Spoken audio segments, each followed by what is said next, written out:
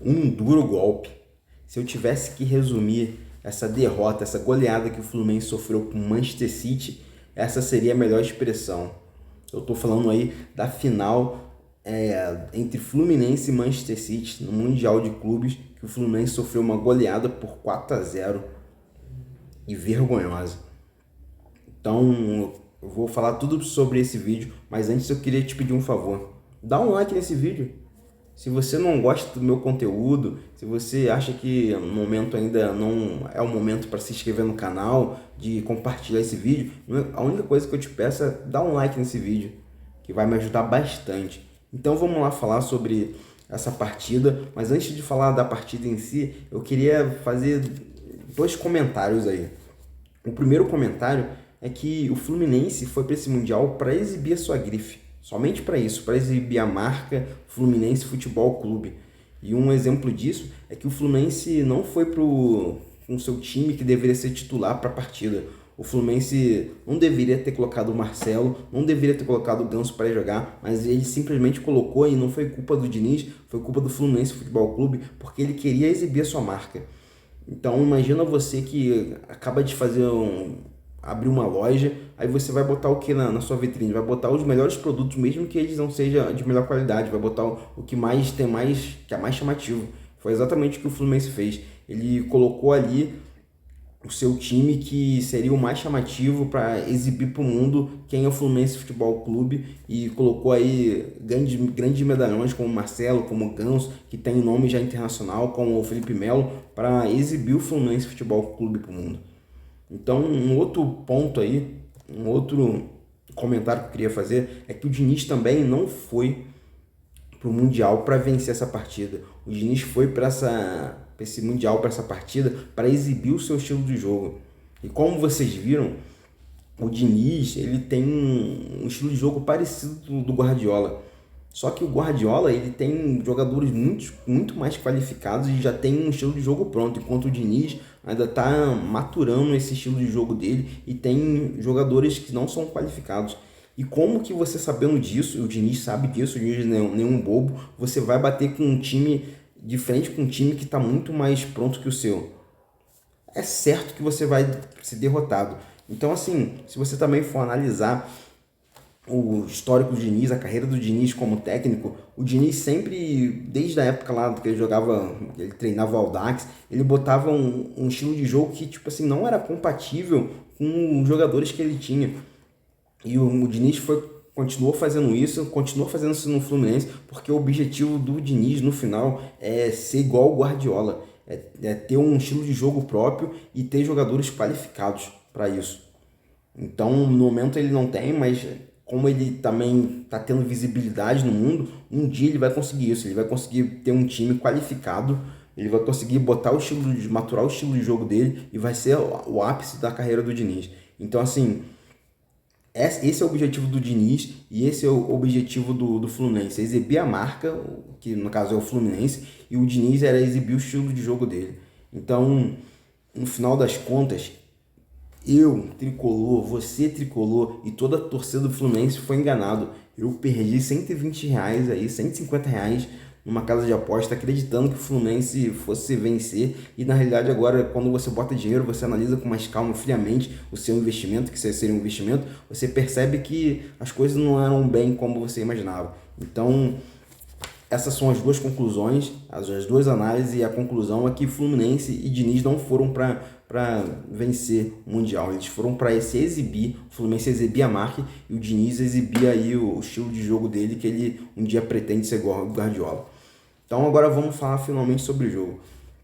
Então eu queria falar assim uma coisa: a sorte acompanha os iluminados. É isso aí.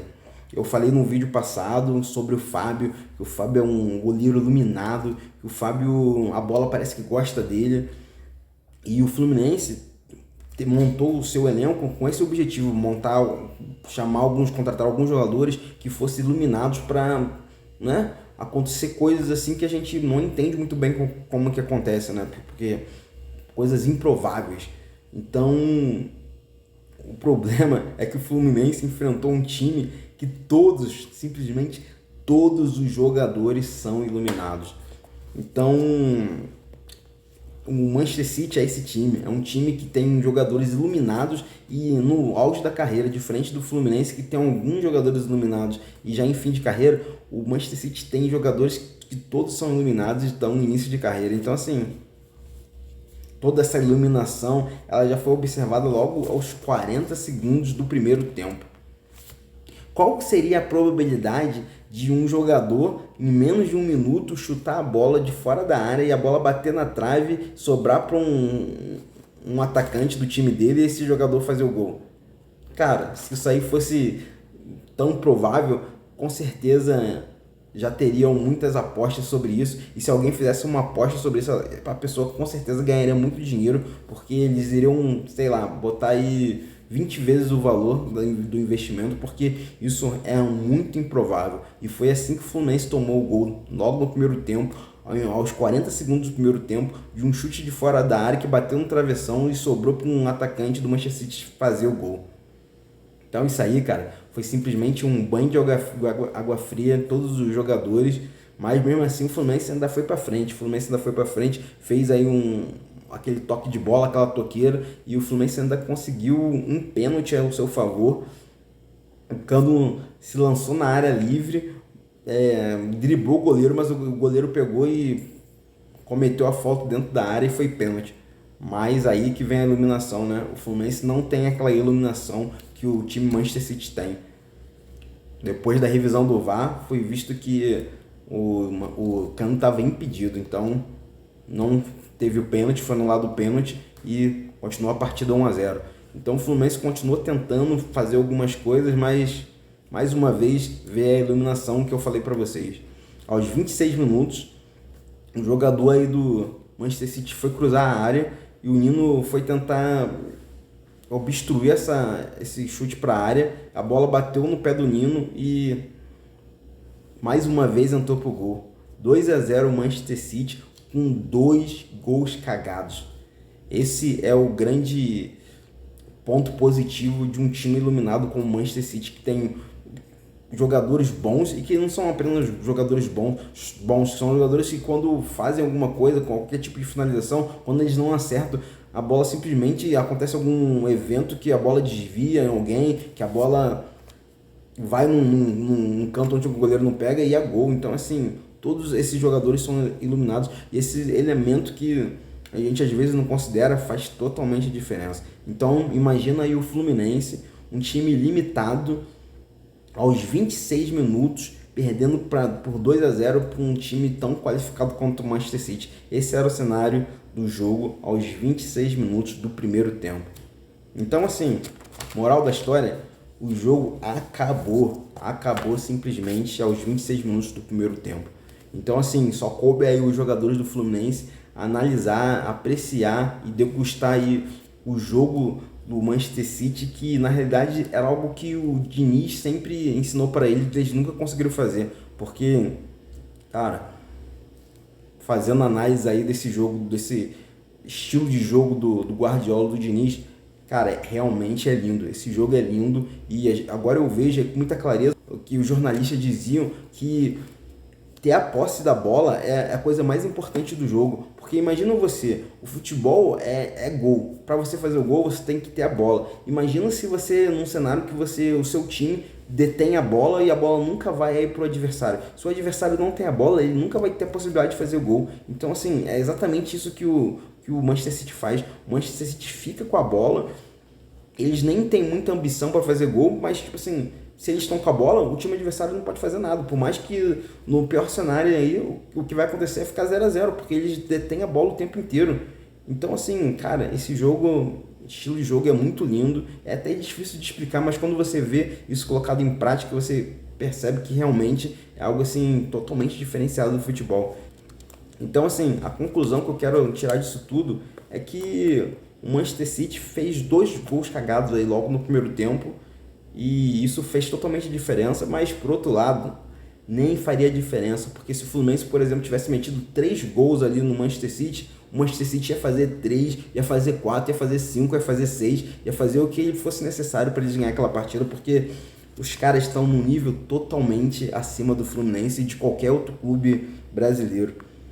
Então, assim, o Manchester City jogou com um time desfalcado, com três grandes aí titulares fora, como o Haaland, que é um jogador, um atacante aí que é simplesmente o maior atacante do mundo, o maior fazedor de gol do mundo, jogou sem esse jogador, jogou sem outros jogadores e simplesmente amassou o Fluminense.